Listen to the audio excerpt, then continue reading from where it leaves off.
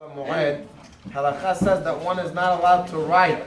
Ketivan chol hamoed is asur, unless it's something which we're going to talk about, something the davar haaved, that a person is allowed to write. So he brings down just to show you the severity of writing.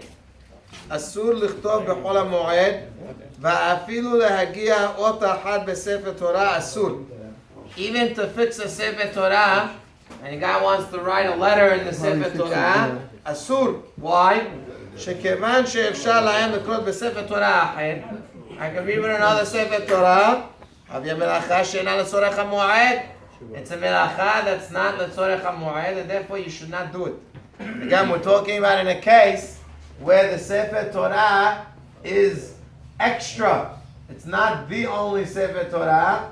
Therefore, one should not fix it for the mu'ad.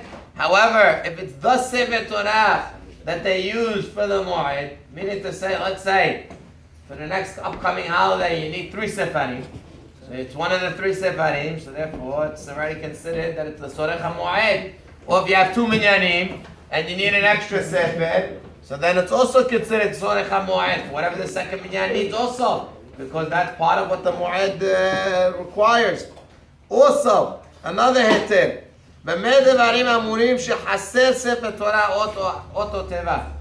is this true? It's only when it's missing a letter. When it's missing a letter or a word, then you can't fix it. But let's say the letters got attached because a little smudge on the words. Then even if you have another sefer Torah, halakha is you're allowed to fix it. You're able to scratch off the little bit of ink that's smudged. That you're allowed to fix. And that was one of our cases over here, that our sefer Torah had a little smudge on one of the letters, and the sefer came and he was able to fix it. Again, this is not considered haser. It wasn't missing a letter. All the letters were there. Everything was perfect. Just had a little smudge. That you're allowed to fix even if you don't need it. But if you need the sefer Torah, then you're even allowed to write a letter anyways. In a case where the sefer Torah is the only sefer Torah that you have, you don't have anything else, then that's the sefer Torah that will be allowed to again write.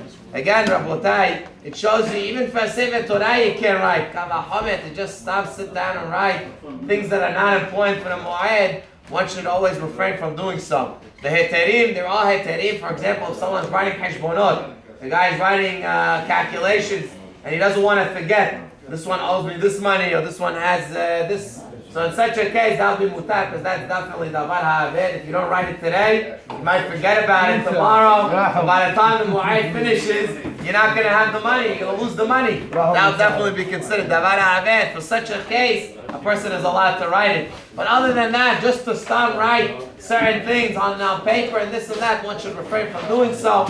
By the way, legabeh halakha, writing on an iPhone or a computer or things like that, that's not considered ketivah. That one is allowed to do on Chol HaMoed.